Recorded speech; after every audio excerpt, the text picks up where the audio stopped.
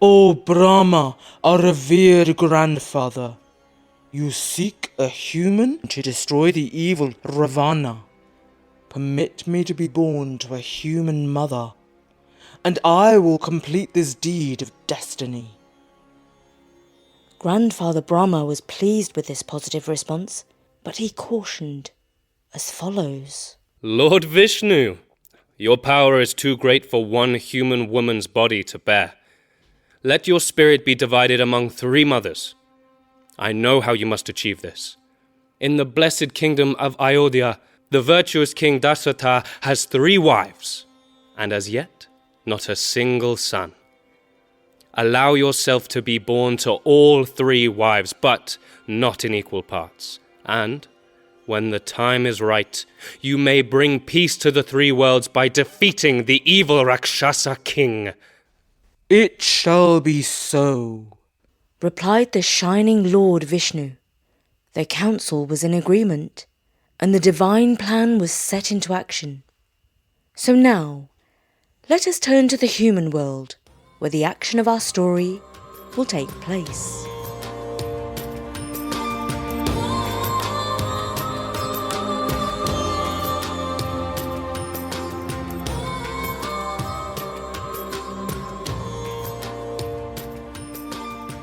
There was once a city called Ayodhya. She was as beautiful as a bride on her wedding day. A wide moat and tall walls protected her from enemies. All around her grew gardens and orchards. Her streets were broad and straight.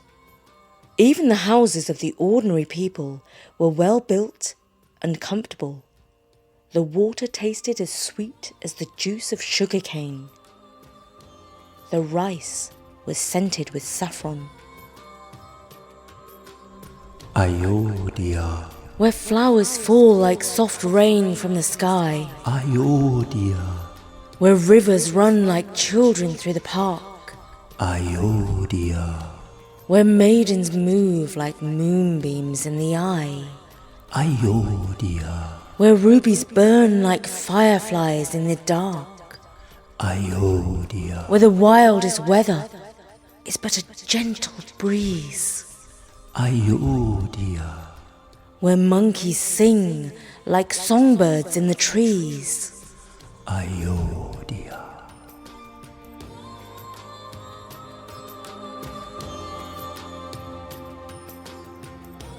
This lovely city was ruled by King Dasratha, who was wise, just, and dedicated to holy law, known as Dhamma.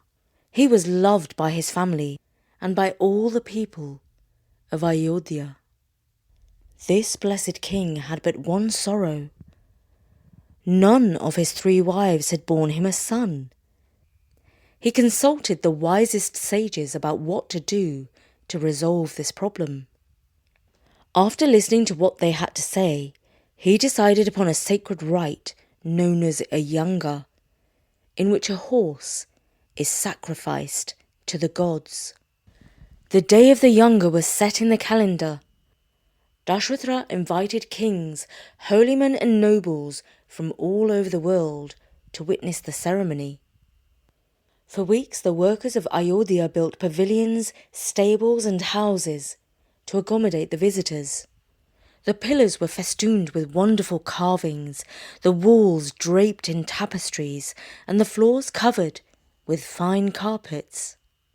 All were supplied with food and drink, and entertained with music and dancing. Day after day, the priests performed sacred rites. Then came the day of the ceremony. Kausalya was the king's first and most revered wife. The high priest ruled that she must perform the sacrifice. So the queen wielded the sword and struck the horse with 3 blows. Later that evening, when the king was alone in the temple, he stood before a sacred fire and roasted some of the horse meat for the gods to savour its sweet smell and taste. The flames danced while the wise king tranced, until a fiery figure before him appeared, robed in red, with flaming head, with glowing skin and lion-like beard. His radiant, sun-like face was clearly not of the human race. His arms held out a golden cup, filled with the food on which the gods themselves sup. Then he spoke, in a voice as deep as a battle drum, "Good King Dasratha, from the gods I come.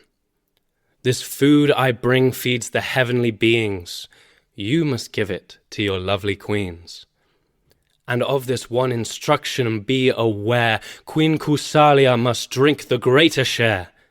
Soon your wives will bear the sons you crave.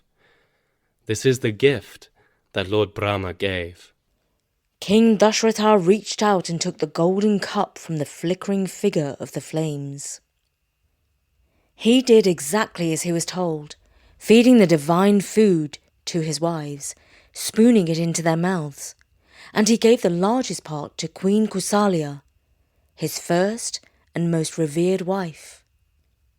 When he had finished feeding the divine food to his wives, he was happier than a poor man who has suddenly come into money. 9 months later, 4 sons were born to him. Queen Kusalia gave birth to Rama. Never had the world seen such a beautiful human being. His face was like the moon on an unclouded night. As he grew into a boy, his talents shone like stars. He could shoot the keenest arrow. He could ride the fastest elephant. It was his joy to perform his father's will. Above all, he was wise, just, and steeped in Dhamma. Queen Sumitra bore 2 sons. Lakshmana was devoted to his half-brother Rama and followed him like his shadow. Shatrughna was his twin, also just and brave. And the youngest queen, Kaikeyi, the favourite of King Dashratha, gave birth to the worthy Bharata. When the boys reached the age of 13, a sage came from the forests to speak to King Dashratha.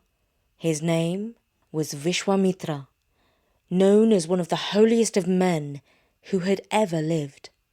King Dashratha, honoured by a visit from such a famous holy man, knelt down and touched his feet. Wise sage, we are truly honoured by your visit. Name any request and I shall grant it.